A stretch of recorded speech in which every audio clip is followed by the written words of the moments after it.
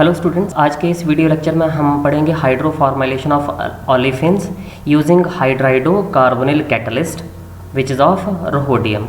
The process in which this rhodium catalyst is used for hydroformylation of alkene is called union carbide hydroformylation process.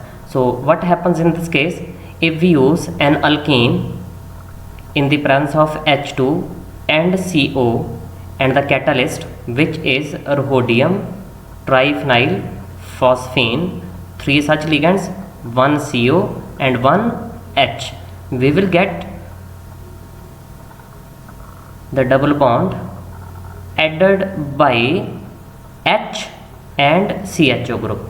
So जो double bonded carbon atom है उनमें एक carbon atom के ऊपर H coordinate कर जाएगा और दूसरे कार्बन एटम के ऊपर CHO ग्रुप कोऑर्डिनेट कर जाएगा. So basically this is the addition of HCHO which is formaldehyde across the double bonded carbon atom. That's why this is called hydroformylation. In the last lecture we have studied the catalytic activity of CO2CO8. In that case this process was called oxo process. So before discussing the catalytic cycle we must go through the main characteristics of the rhodium hydrido catalyst.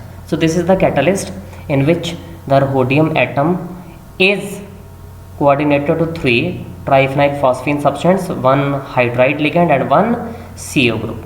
Okay, the name of this catalyst is carbonyl hydrido triphenyl rhodium 1. So in this case the oxidation state of rhodium is 1 and the geometry is trigonal bipyramidal. It is an 18 electron compound because rhodium has 9 electrons. There are 3 triphenyl phosphine substances. It will contribute 2 electrons. One CO group will also contribute 2 electrons and the H will contribute 1 electron according to the neutral method or covalent method of counting the electrons. So now we are having 9 plus 6 plus 2 plus 1 is equal to 18 electrons. So this catalyst is coordinately saturated. Now this catalyst has some advantages over that of the catalyst dicobalt octacarbonyl which was used in oxo process for hydroformylation of alkenes. And what are the major advantages of this catalyst over the CO2CO8? First one is it operates under milder conditions, that is it is active below 100 degrees centigrade in contrast to CO2CO8 where temperature required was 150 degrees centigrade to 180 degree centigrade, and in this case very few atmosphere pressure is required, that is approximately 10 to 20 bar, as compared to the CO2CO8 where more than 200 atmospheric pressure was required. The second major advantage is that in this case more than 95% of linear aldehyde is formed, and this specificity is basically due to the bulkiness of these triphenyl phosphine substituents. So they will favor the formation of metal alkyl complexes which are linear rather than the metal alkyl complexes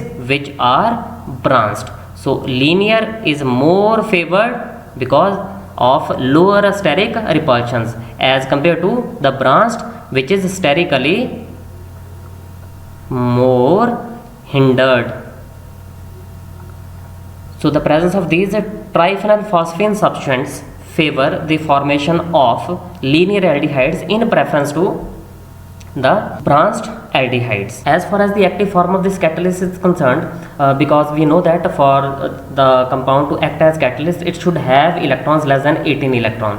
Now because this complex जो starting complex है हमारे पास it is having 18 electrons, it can act as active catalyst only if loses one of its triphenyl phosphine substituent. So after the loss of this triphenyl substituent it is now converted into a 16 electron complex which is now coordinatively unsaturated. Initially it was coordinatively saturated. So these were the basic information about this catalyst. and some advantages of this catalyst over that of the catalyst which was used in oxo process. Now what is the catalytic cycle and what are the various steps involved in it? So this is the inactive form of the catalyst having 18 electron compound, oxidation state of rhodium as 1, geometry trigonal bipyramidal. So after the loss of 1 triphenyl phosphine substituent, it is converted to a 16 electron compound which now have one vacant site over this metal atom because of the loss of this triphenyl phosphine substituent. Now this can very easily coordinate with the alkenes. So this is the alkene to which it is coordinating. So the first step is removal of triphenyl phosphine. The second step is alkene coordination. So after the coordination of this alkene, there is now migration of this H, or as I told you earlier, this H can migrate to this carbon atom as well as to this carbon atom also. So if this hydrogen migrates to this carbon atom, then metal will form bond with this one, and if this hydrogen migrates to this carbon atom, then metal will form bond with CH2 group. So there are two possibilities. One will result in the formation of linear alkyl group, and other will result in the formation of branched alkyl group. So as I told you earlier, we will favor that migration in which there is formation of linear alkyl group, और वो तभी possible है जब ये H इस CH position के साथ जुड़ेगा और metal will form bond now with CH2 group. So after this migration, this is the third step. This is hydride shift कह लो आप. Third step is hydride shift.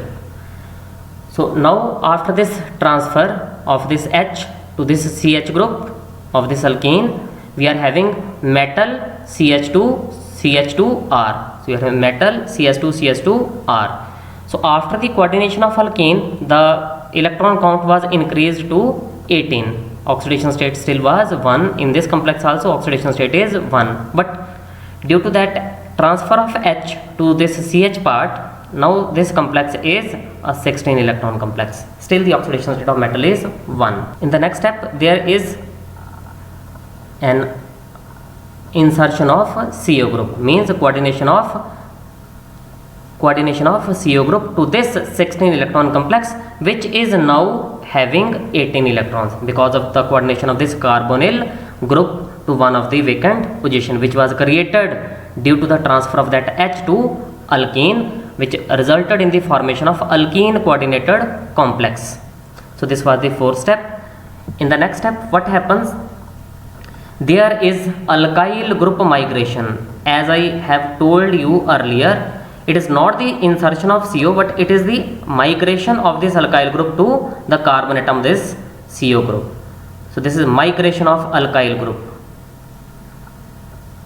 Migration of alkyl group. So this is the step number 5. After this migration, now we are again having a 16 electron complex. The oxidation state of metal is still 1. After this, there is oxidative addition of H2, oxidative addition of hydrogen in the 6th step.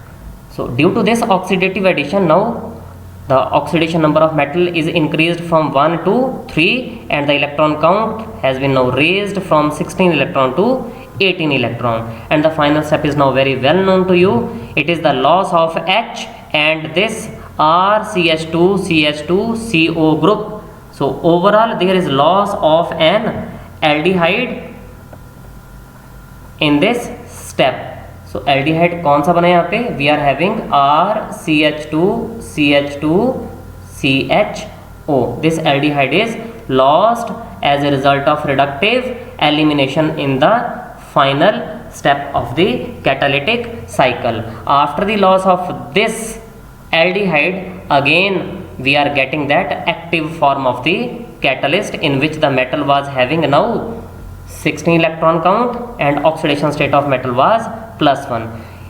The aldehyde formed may be reduced further to give corresponding alcohol. So this is the alcohol which is formed. So in the first step, what happens? There was loss of this triphenyl phosphine substituent.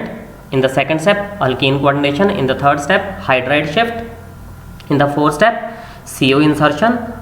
In the fifth step, there was migration of that alkyl group to the CO group to form acyl complex, and then it was followed by oxidative addition of hydrogen, which resulted in the increase in the oxidation state of metal from 1 to 3 and coordination number from 4 to 6. And in the final step, there was a reductive elimination of the products, which resulted in the formation of aldehydes, which was basically linear. Now the linearity is decided by this H transfer.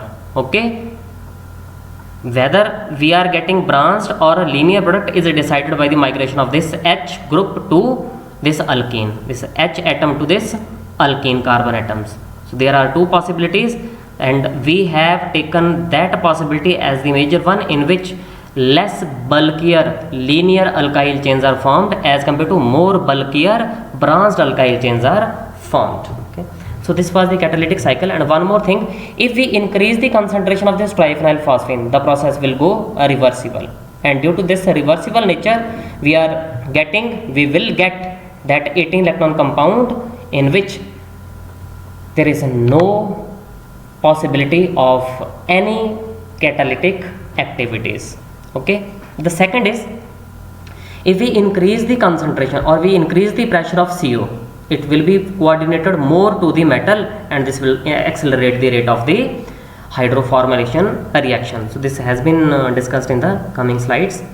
So what are the important points? This is the point which I have just discussed. Increased CO pressure increases the rate of hydroformylation process. Okay, because the insertion step is accelerated.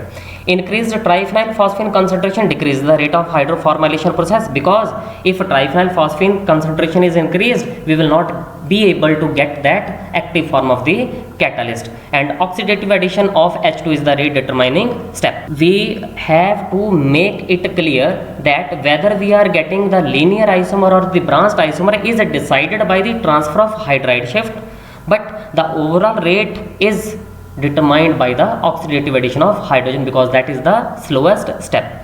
So bulky trans triphenyl phosphine substance guides the formation of linear alkyl groups preferably, and the process is also used, means whole of this catalytic cycle is also applicable to convert propane to butane aldehyde. This is the example, CH3 CH double bond CH2. So this is propane, and if we carried out the hydroformylation of this in the presence of catalyst rhodium HCO and 3 triphenyl phosphine substituents, 10 to 20 atmospheric pressure and temperature below 100 degrees centigrade, then we will get CH3 CH2 CH2 and CHO.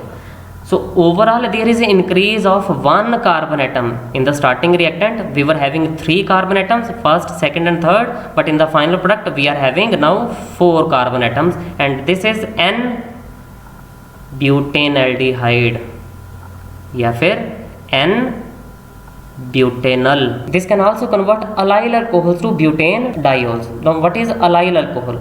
This is the allyl alcohol. Okay. So after the hydroformylation, means addition of H2 and CO, what we will get? We will get CH2 group at this carbon atom, CH2, CH2, CH2 and OH, and after reduction with H2, this CHO group is also reduced to CH2 OH group. So I am writing this one, CH2 OH, then CH2, then CH2, and this CHO group is also reduced to CH2 OH. So what we are now having? 1, 2, 3, 4 carbon atoms, and it is butane diol. Diol means there are 2 OH groups, and more appropriately this compound is butane 1,4-diol. In the similar way we can convert maleic anhydride to 1,4-butane-diol. So these were the important points. So this catalyst is preferably more advantageous over CO2CO8, which was used in oxo process for hydroformylation of olefins. Thank you.